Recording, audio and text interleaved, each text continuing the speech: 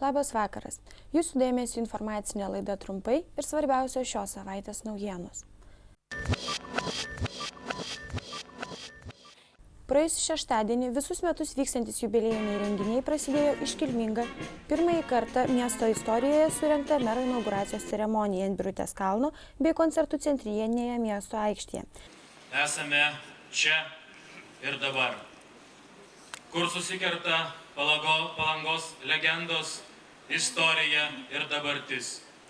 Pirmajam iš visų kurorto vadovų garbė būti inauguruotam teko Pranui Žeimiui. Įžymaus šalies heraldikos kūrėjo Kadžailio sukurtas mero regalijas uždėti patikėta seniausia miesto tarybos nariui Albinui Stankui. Pranas Žeimys savo sveikinimo kalboje linkėjo visiems kartu kurti patogų, gražų ir saugų kurortą bei garsinti jo vardą plačiajame pasaulyje. Labadiena, gerbiami Seimo nariai, labadiena, gerbiamas Lietuvos ambasadoriau Latvijos Respublikoje, gerbiami kolegos tarybos nariai, mėly palangiškiai. Prieš 750 metų istoriniuose šaltiniuose užrašytas Palangos vardas. Istorikai šią datą vadina simbolinę miesto įkūrimo datą. Tačiau istoriją rašo žmonės, kurie čia kūrėsi ir gyveno kur kas anksčiau, palikdami savo pėdsakus šioje gražioje pajūrio žemėje. Lenkiuosi jų atminimui. Pasibaigus inauguracijos ceremonijai, kurorto vadovas pakvietė kolegas, visų šaukimo miesto tarybos narius bei kitus svečius į Tiškevičių rūmus pakelti visus vienijančią šampano taurę. Pavakarę Palangos bažnyčioje buvo aukojamos šventos mišios už kurortą, o vakare miestelėnai bei kurorto svečiai linksminosi centrinėje miesto aikštėje. Jiems koncertavo Stasys Povilaitis, Simonas Donskovas, Edmundas Kučinskas bei klaipėdiečių grupė Daudi Jazz Band. Savaitgalį Palangai atšventus garbingą 750 metų jubiliejų, miestas neliko nepapuoštas kitaip nei priimta šventė bei šventimą suprantančių asmenų. Po audringo savaitgalio daugelis palangiškių vykdami darbą galėjo pastebėti suniokotus šviesoforus Malūno gatvės ir Liepojos plento sankryžoje bei Virbališkės tako ir Liepojos plento sankirtoje. Taip pat, kaip bebūtų keista, dešinėje pusėje, kas leidžia manyti, jog vandalai ko gero vyko automobiliu ir net nuspėti jų kelionės kryptį.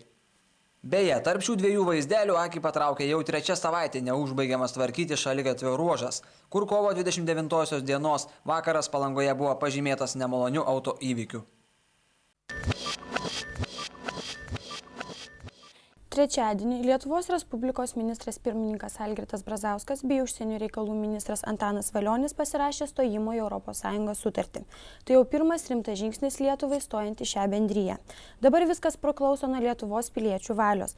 Tik jie gegužės 10-11 dienomis vykstančiame referendume galės pritarti arba ne šalies narystė ES. Laidos apklausoje miestelėnų pasiteiravome, ar jie dalyvaus referendume. Kaip jie mano, ar Lietuvai verta tapti šios bendrijos nare? Norėjau paklausti jūsų pozicijos dėl ES. Ar dalyvausit referendume? Taip, būtinai. Ir kaip? Taip ar ne? Aišku, kad taip. O kaip manot, ar verta Lietuvai stot, kas pasikeis? Manau, kad verta. O kam bus geriau nuo to? Visiems turbūt. Visiems? O kodėl pinigų daug ateis, ar kas sienos atsidarys? Ne, kodėl dėl pinigų? Nebūtinai dėl pinigų. Dėl savimonės? Nežinau net. Manau, kad bus geriau. Aha. Taip logiškai pagalvojus, tai vis tiek reikės stot. Taip apsvaršius vis už prieš, žinot, čia ilga istorija, jeigu pradėt. Norėjau pasiteirauti jūsų pozicijos dėl ES. Ar dalyvausit referendume? Dalyvausiu. Ir taip ar ne? Ne. O kodėl ne? Nežinau, savo nuomonę tokią turiu, ne. Norėčiau sužinoti jūsų poziciją dėl ES. Ar verta Lietuvai stoti? Pritariu. Kodėl? Nes moksleiviams studentams bus daugiau galimybių išvykti užsienį mokytis, dirbti. Tai čia bus geriau tik tai jaunimui ar visiems geriau? Jaunimui. Norėjau pasitrauti jūsų pozicijos dėl ES. Ar ketinat stoti? Ta prasme, ar balsuosit už tai, kad stotumėt? Dar neapsisprendė. Neapsisprendėt? O tai jūsų nevilioja ten aukso kalnai žadami ir visa kita? Aukso kalnų tai tikrai, kad nebus. Nebent pradžioje, o paskui tai. O laisvos sienos, judėjimas? Kad pati tą užsienį nevažiuoju, man Lietuvoje gerai. Ar Lietuvai verta ten stoti, kaip jūs manote? Manau, kad taip. O kodėl? Kodėl?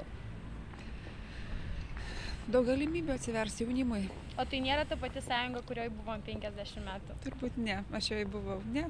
Ne? Tikrai ne. O tai jūs dalyvausit referendume? Kaip Būtinai. suprantu? Norėjau pasitirauti jūsų pozicijos dėl Europos Sąjungos.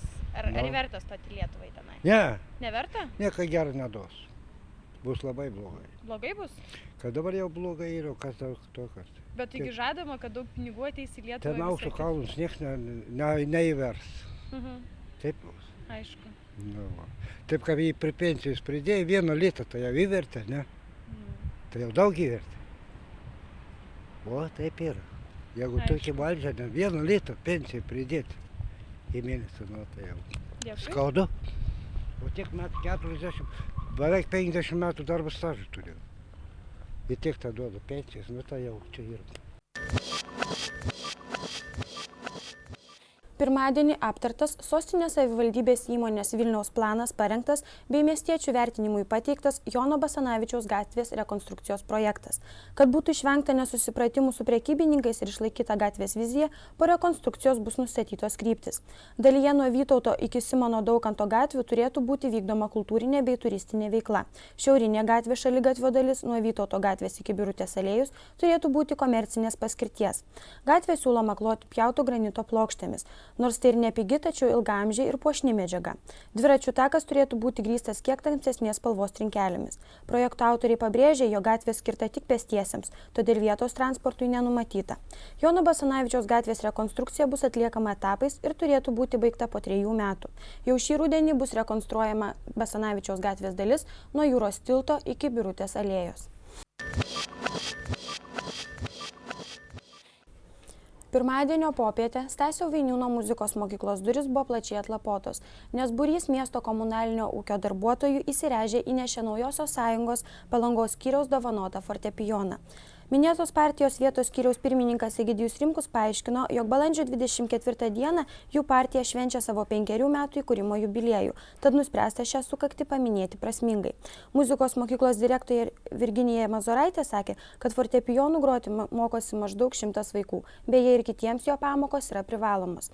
Taigi ši dovana labai pravers gabiems vaikams, net nesanot Mazoraitės, mokykla pati būtų neįstengusi nusipirkti šio instrumento. Šeštadienį vykusio koncerto metu buvo išrinktas europietiškiausias Palangos žmogus. Juo tapo kultūros centro direktorius Nerijus Stasiulis. Europietiškiausio mūsų krašto žmogaus rinkimai surengti Infocentro už Europą iniciatyva. Svarbiausia šių rinkimų tikslas – sužinoti, kaip žmonės supranta Europą, kas jiems yra svarbiausia, į ką labiausiai kreipiamas dėmesys, kaip prabylama apie Europos Sąjungą. Iš viso Lietuvoje bus išrinkti 34 europietiškiausių žmonės. Palangiškis Nerijus Stasiulis pirmasis šalyje pelnė šį titulą. Kurorte šiai nominacijai buvo pasiūlyta beveik 40 pretendentų. Rinkimai buvo surengti už praėjusį šeštadienį visuotinės miesto talkos pabaigtuvių metu. Praėjusį šeštadienį Antano Mončio namuose muziejuje startavo renginių ciklas Menas kurorte. Pristatyta Andriaus Lukio personalinė fotografijos darbų paroda Prarasta atrasta. Šiaulietis fotomenininkas savo fotografijose įamžino įprastus, buityje dažnai naudojamus daiktus. Galbūt todėl menininkas darbų ciklui suteikė pavadinimą Prarasta atrasta. Pasak paties menininko, natūralioje aplinkoje visi šie daiktai nieko nesakytų, o įamžinti fotografijose jie tarsi įgijo antrąjį kvėpavimą. Lukio darbai muziejuje bus eksponuojami daugiau nei kelias savaitės iki gegužės 3. Tądien menui prijaučiantys žmonės kviečiami aplankyti vieno žymiausių naujosios kartos skulptorių Lankelio darbų parodą. Orai. Pavasaris jau veja žiemą, tačiau medžiai dar netiki, plikomis šakomis stovi ir laukia, o žiema vis dar grįžčioje, naktis spusteli šaltukas, bet dieną saulė kyla vis aukštyn, diena kaskart darosi ilgesnė, šviesesnė. Šiąnakt bei rytojus diena taip pat bus mažai debesuota, kritulių nenumatoma. Naktį oro temperatūra sieks 2 laipsnius šilumos, o dieną sušils iki 12 laipsnių. Panašus orai išsilaikys ir artimiausiomis dienomis. Ir pirmąją ir antrąją Velykų naktį bus 4 laipsniai šilumos, o dienomis termometro stulpelis pakils iki 14 laipsnių. Bus giedra ir lyti neturėtų. Kitą savaitę taip pat tikimasi, jog išsilaikys šilti pavasariški orai. Tai ir visos šios savaitės naujienos. Geros jums pačios gražiausios pavasariškos šventės Velykų. O mes susitiksime kitą penktadienį. Likite sveiki.